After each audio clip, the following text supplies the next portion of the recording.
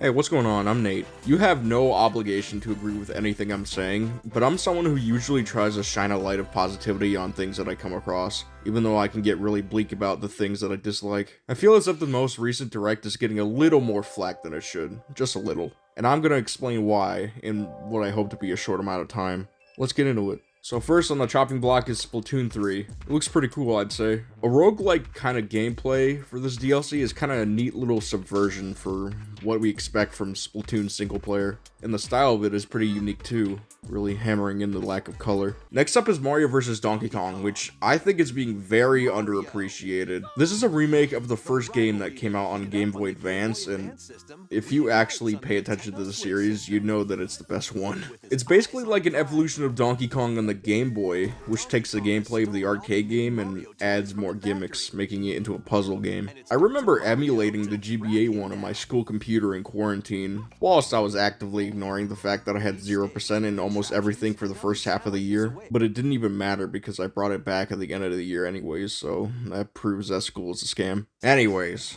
I think this is a very welcome remake personally. I remember liking this game a ton. I have nothing to say about the Prince of Persia game. Looks like a platformer, I guess. If you know more about this game, tell me in the comments. Horizon Chase 2 looks like a mobile game. Next. Super Crazy Rhythm Castle looks interesting, I suppose. I wasn't given any reason to be overjoyed about it, although it's nice to see that it has 4-player online. Frickin' WarioWare still hasn't mentioned online at all, so we might not even get it. Spy Anya kinda makes me confused. Apparently it's a game where you just write a diary based on your life, and you do things in life. In anime?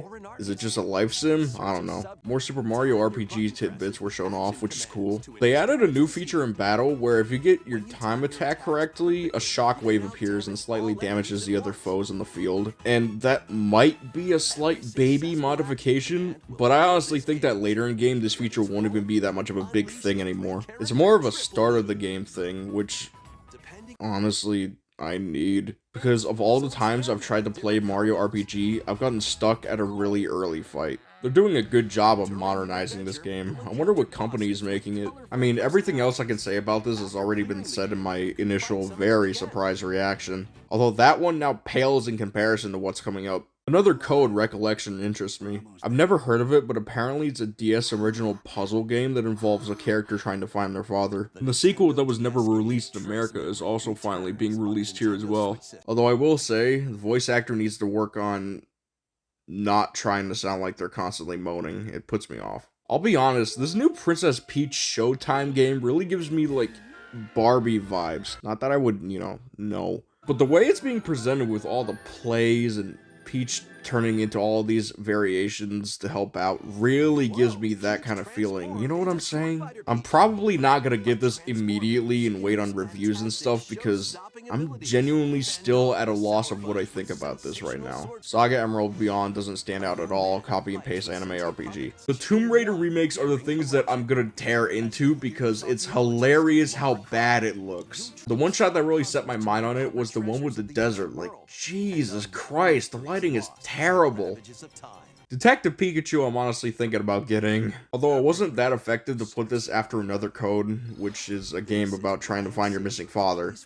This game is a game about solving mysteries to try to find your missing father. Okay. The other thing that I find cool is the ability to use other Pokemon to help out on the case. But the best thing about it is that it's implied that these Pokemon are just random ass wild Pokemon that Pikachu allowed to help because they have barely any consciousness. This intrigues me quite much. It embarrassed me just how much I'm genuinely thinking about playing this. This might be a guilty pleasure game. Trombone Champ is hype. I expected the motion controls gameplay, but I did not expect them to use something with the camera on the right Joy-Con. That was a neat little surprise. And 4-player? Was that always a thing? Why play Battlecross where you can just play Pokemon Unite? Wartails looks so bland, it hurts. The Contra remake at first was very cool, but then they showed gameplay and it didn't look so hot. The original one on the NES felt very dark with a lot of black, you know? This remake looks too vibrant. Unicorn Overlord, what a name. I'm sure that there are people who like this. It's got a unique enough style. I take it over Wartails any day. Luigi's Mansion 2 HD looks looks very good and promising. It's nice that they got rid of the stupid Dark Moon subtitle that exists nowhere else in the world. And unlike the original Mansion remake on the 3DS, a Mansion game is now on a console that does the graphics justice. They're also including the original multiplayer, but it's already on Luigi's Mansion 3, and I'm pretty sure the multiplayer on 2 paled in comparison, so I just thought it was pretty pointless. They showed off the Nintendo Museum that I had no idea existed until now. Maybe it was a thing before, I don't know, I never looked into it. It didn't take up a lot of time at all, so I'm personally glad it was there, even though it's only in Japan. Although I will expect tours to be uploaded to YouTube, so I'm content. Sora finally being added to the amiibo list is cool. Now literally everyone is here, but now in plastic form. A tiny little rant, but is it just me, or do amiibo take so damn long to actually come out? They come less often than the games. Okay, here's a shocker. F-Zero 99. In my opinion, I think that was a very educated decision. This, I think, is Nintendo's way of gauging interest in the F-Zero franchise. Real quick, I think this game is pretty good. It's very high energy and frantic, as it should be. Although the stupidest thing that they didn't include is online rooms for friends to join. The opening tutorial clearly shows that you are racing against CPUs. They exist. Why would you not capitalize on that and let people make friend rooms? Like, come the fuck on. Vandal Tale League. Not interested. Same with Song of Nunu. Although, if I'm being harsh on these, please tell me. I'm pretty excited for WarioWare Move It. A return to form is always appreciated. Spoiler, I guess. One thing that I really don't like is Wario's new voice actor. He needs work. A lot of work. Now, I know that Wario is most likely hard to voice act as, but if I can do it, I'm sure professionals for a Nintendo game can do it as well. A trip with these chumps doesn't feel like a prize. Wow! This is definitely a sequel to Smooth Moves, and I'm all for it. Integrating funny poses in the gameplay really does complement it, no matter how much you cringe while playing it in front of your Twitch audience. But that twerking minigame was surprising, to say the least. Like, this is a Nintendo game. Also, add online, please.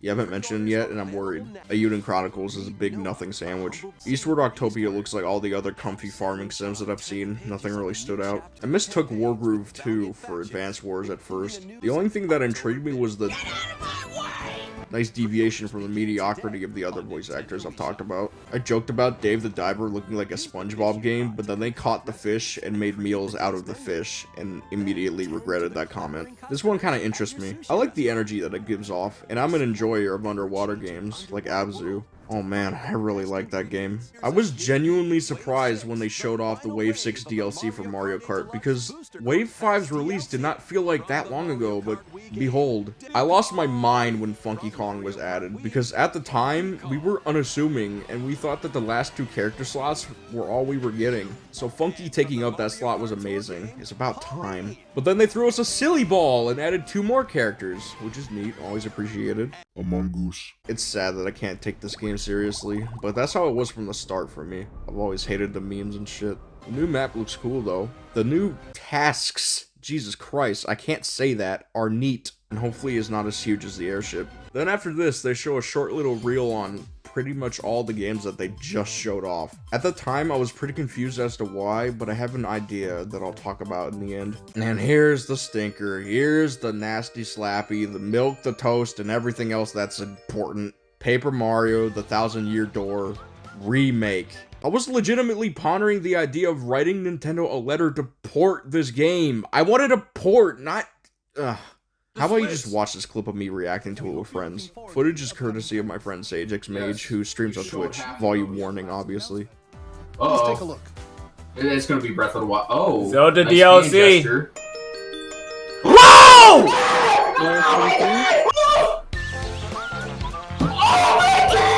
You got it, big boy! A remake!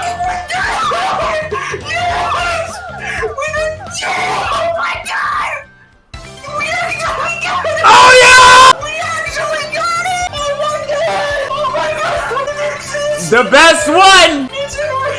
The best one! Oh my god! Oh my god! I'm so fucking happy! Oh my god! Oh my god! Oh my god! It's a return to form! This man is going stupid! I'm so happy! I've never been able to play this game! These fucking Nintendo bastards over here are like, nah, we're not gonna release GameCube games. They finally fucking released the best game ever! I think Guys, this might be TMI, but I think I just shit myself. I genuinely 100%. No bars held, put feces in my pants because I was so excited. I never even grew up with the GameCube, for God's sake, but I was still just super ecstatic. That just shows how much of a genuine nerd I am, honestly. I'm still so young, yet I'm excited for this. And the best thing about it is that it's gonna succeed, and it'll convince Intelligent Systems to get the thumbs out of their asses and get back to it. Because this cannot be overlooked by Intelligent Systems. It's way too true to the original game that it's not even funny. Just the fact that the white outlines are gone, and the characters